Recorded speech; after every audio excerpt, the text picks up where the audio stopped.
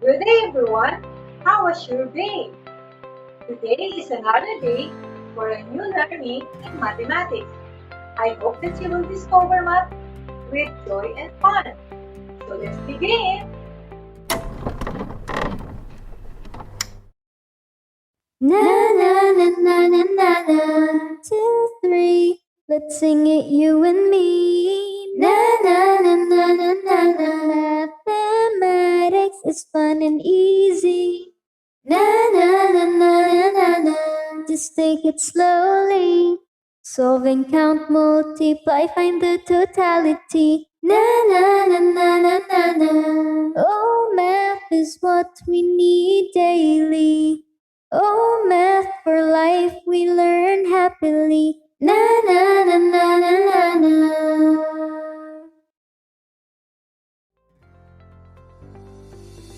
Hello learners!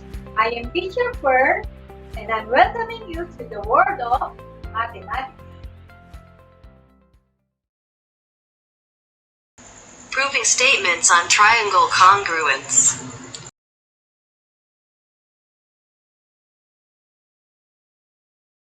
The learner proves statements on triangle congruence, M8GE-3H-1. At the end of the lesson, you are expected to apply triangle congruence postulates or theorems to prove that the two triangles are congruent. Prove that angles or sides of two triangles are congruent by using CPCTC. And appreciate the importance of triangle congruence in real-life situation. Mathematics, I know. Let us arrange the following letters to give the acronym that stands for corresponding parts of congruent triangles are congruent. I'll give you a few seconds to do this.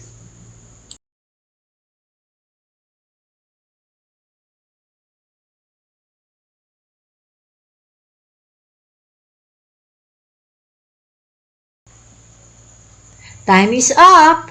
Yes, the answer is CPCTC. CPCTC.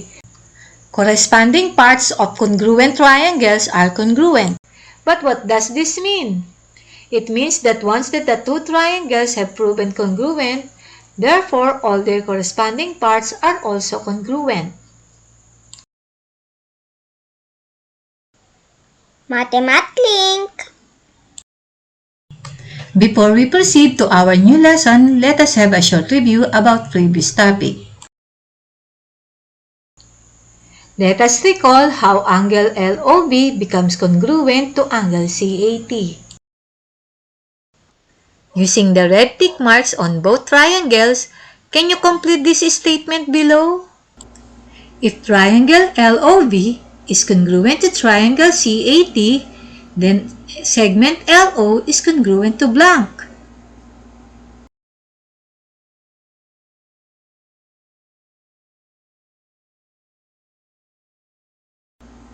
If your answer is segment CA, then you are correct. Let's try another. If triangle LOB is congruent to triangle CAT, then angle O is congruent to blank.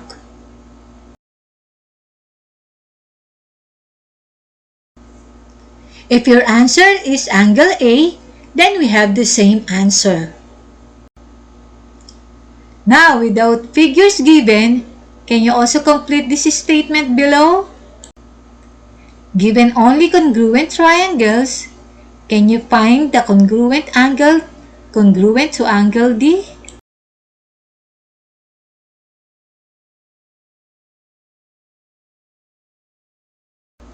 If your answer is angle C, then you got it right. What about this? Find the congruent part of triangle CAT for segment DG.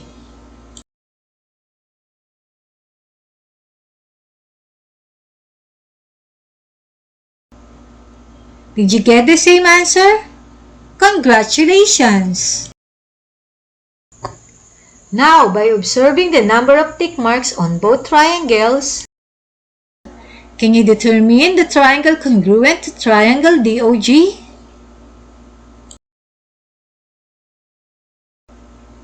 Time is up! Yes, the answer is triangle SIT. And for our last question in our review, can you complete this statement too? Triangle OGD is congruent to blank.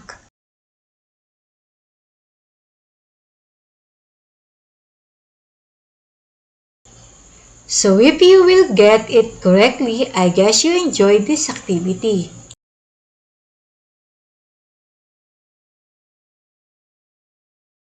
Take note of this. In a congruent statement, order is the key. Everything in this statement talks about pairing and matching. Triangle LOV is congruent to triangle CAT. It's because L corresponds to C, O corresponds to A, and V corresponds to T.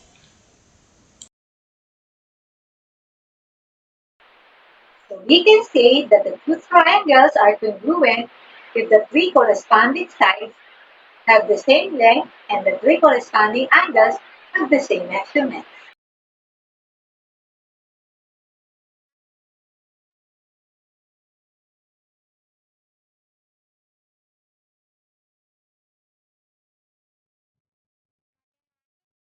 Mathematics new. For our activity 1, determine the property or definition that is used in the following statements. In a parallelogram ABCD, segment BD is congruent to segment BD. What property can you reason out?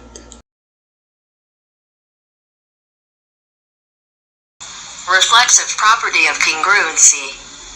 That's fantastic. In triangle ABC and triangle DEC, angle BCA is congruent to angle ECD. What property or definition can you reason out?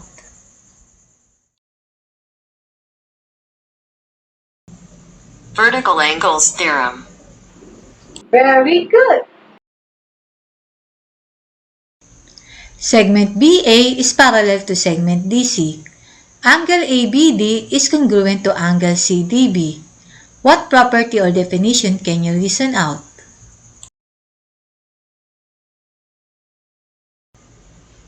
Alternate interior angles are congruent. Bravo.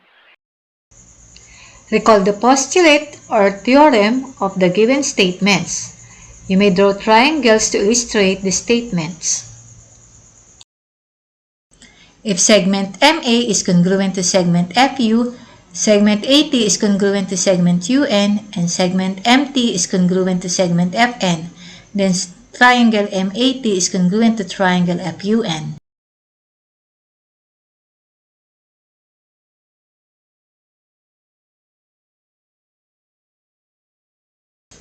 So the answer is side, side, side, or SSS congruence postulate, because we have three pairs of congruent sides.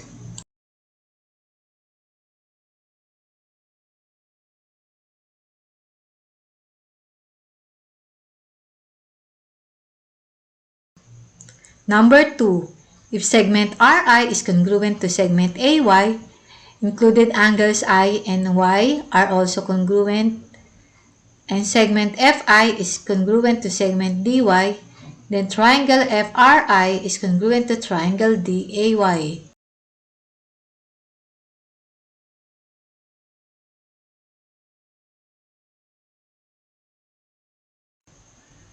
Side angle side, or SAS congruence postulate, because we have two pairs of congruent sides and one pair of congruent included angles.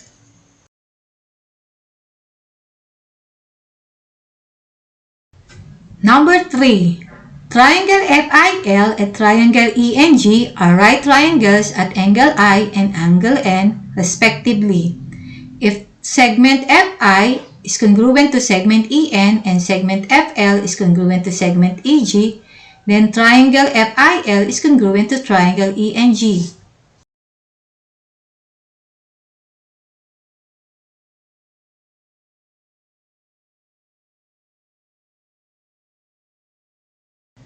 The answer is hypotenuse leg or HYL congruence theorem.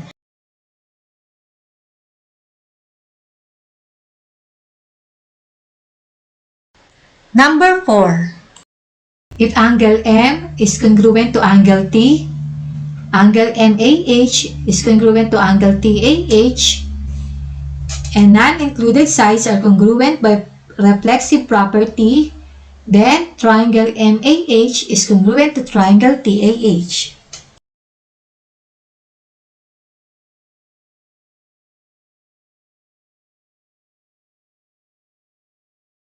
The answer is angle-angle side or AAS congruence theorem, because we have two pairs of congruent angles and one pair of congruent non-included sides.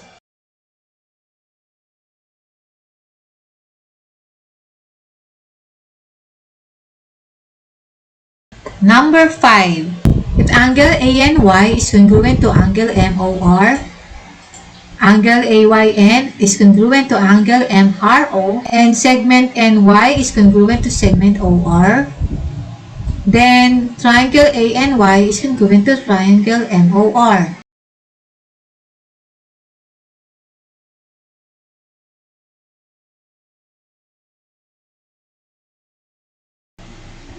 So the answer is angle side angle or ASA congruence postulate, because we have two pairs of congruent angles and one pair of congruent included sides.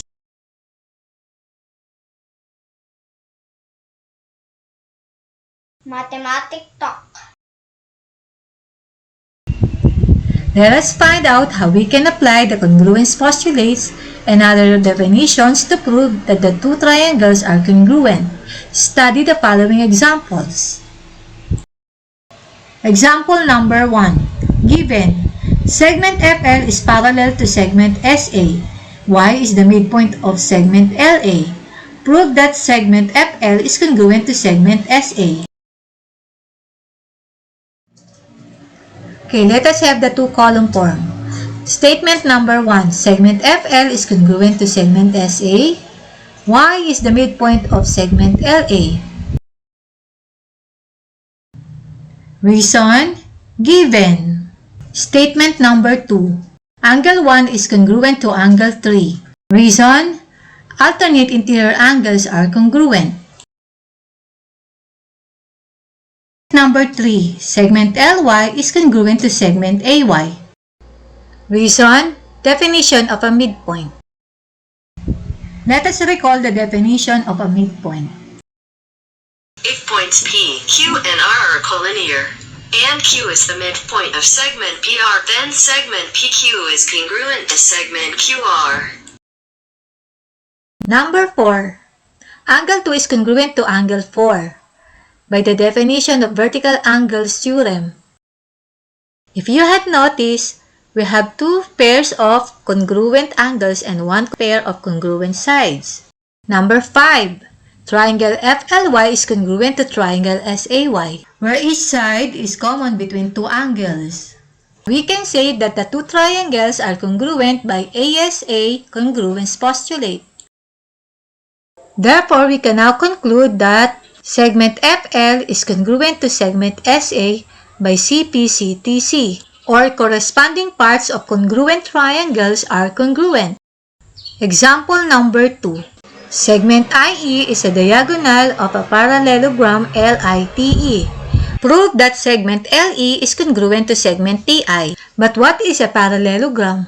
According to my friend, Parallelogram is a quadrilateral with two pairs of parallel sides. Statement number 1. Segment IE is a diagonal of the parallelogram LITE. Reason, given. Number 2. Angle LIE is congruent to angle TEI.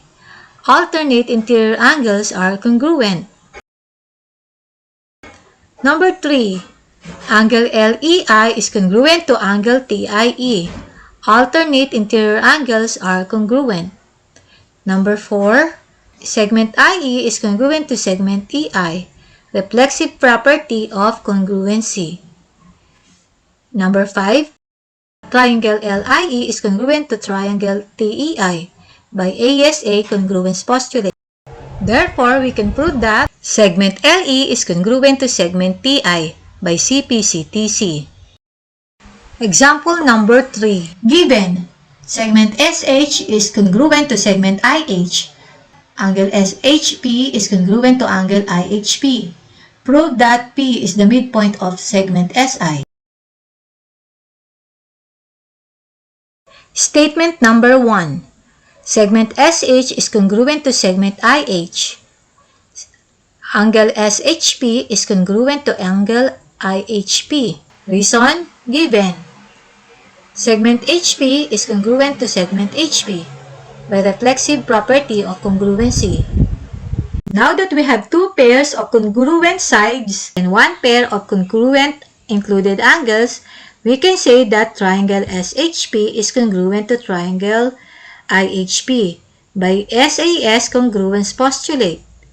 And by that, segment SP is congruent to segment IP by CPCTC.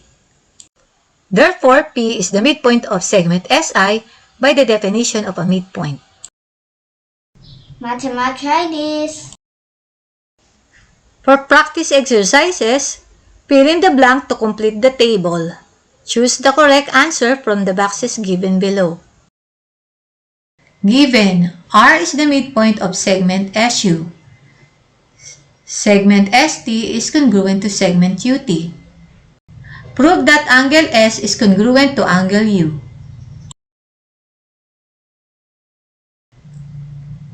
Statement number 1. R is the midpoint of segment SU. Which do you think is the reason? Choose your answer from the given boxes below.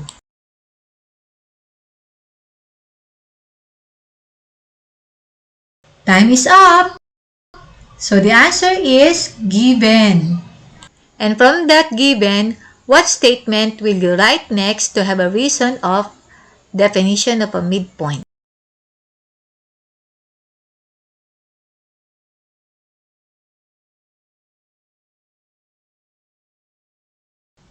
And the answer is segment SR congruent to segment UR. Statement number 3. Segment ST is congruent to segment UT. What do you think is the answer? Since it is written in the given, so the reason is given. Now let us have side TR congruent to side TR. What do you think would be the appropriate property for this?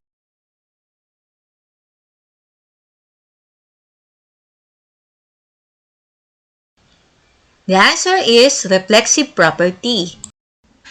Triangle STR is congruent to triangle UTR by SSS congruence postulate. So for the last one, angle S is congruent to angle U. And since the remaining answer is CPCTC, so the answer is CPCTC. Practice exercise number 2. Angle O is the midpoint of segment TG. Angle T is congruent to angle G. Prove that angle H is congruent to angle D. Statement number 1. O is the midpoint of segment TG. What do you think is the reason?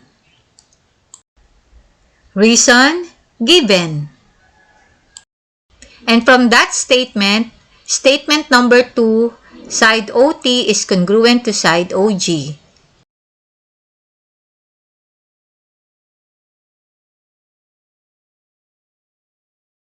Definition of a midpoint. Additional given. Angle T is congruent to angle G. Check your answer. Next, angle HOT is congruent to angle DOG.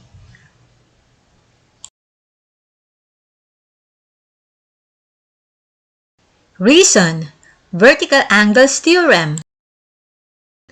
So we can say that triangle HOT is congruent to triangle DOG by ASA congruence postulate.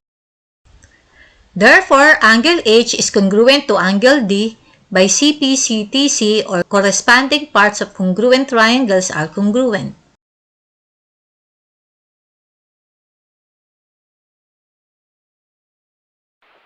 Practice exercise number 3.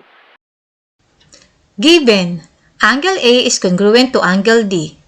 Angle 3 is congruent to angle 4. Prove that side AB is congruent to side DC.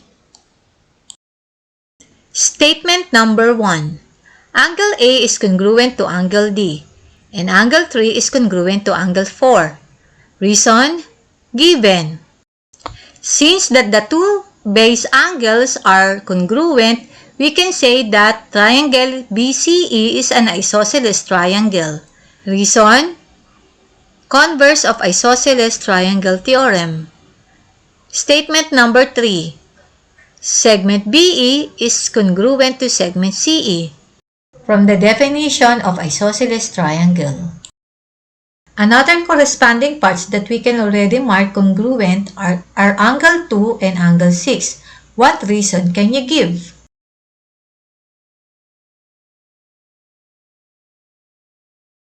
Correct! The answer is vertical angles theorem. Now it's time for you to give the theorem or postulate why the two triangles are congruent.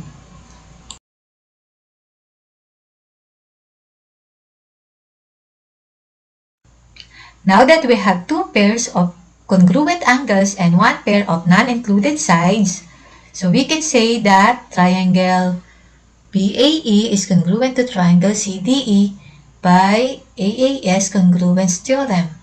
And from that reason, we can say that side AB is congruent to side DC by CPCTC.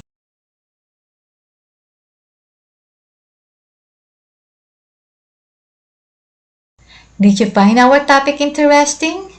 Come on, let's try to summarize what you have learned today from our discussion.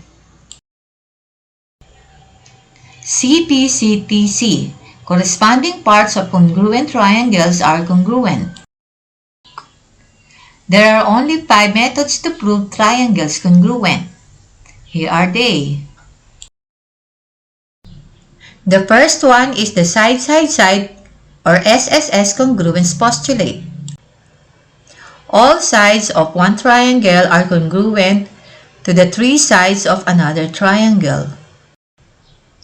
The second one is the side-angle-side or SAS congruence postulate. The 2 sides and an included angle of one triangle are congruent to the 2 sides and an included angle of another triangle.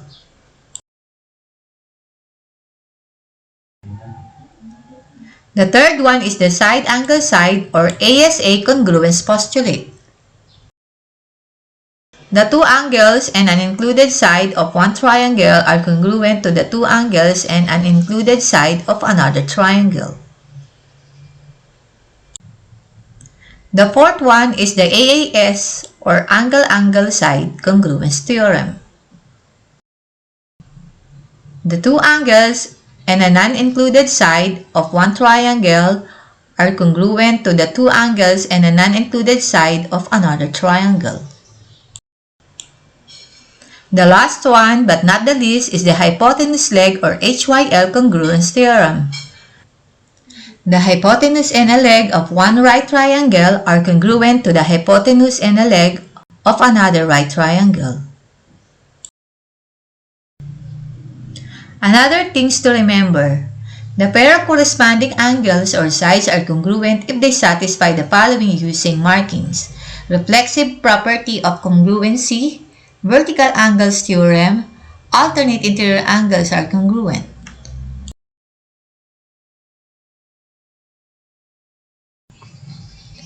Mang Tani was alarmed by the incoming super typhoon O-ring. That is why he needs to repair his roof using 2 equal triangular pieces of material. He named the 2 with triangle MIT and triangle LOF. Can you help Mang Tani to answer the problems below? If triangle MIT is congruent to triangle LOF, complete its congruent statement below.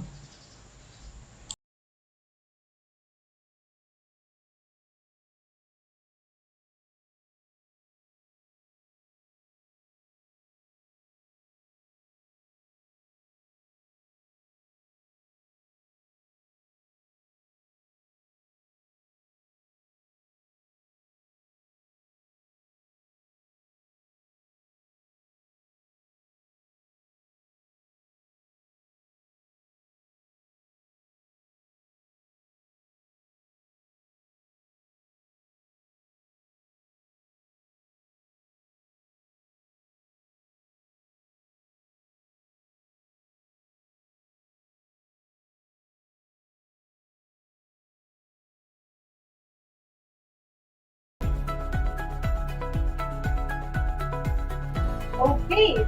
So I hope that you learned a lot of things in our lesson today. See you next time. Be safe and well.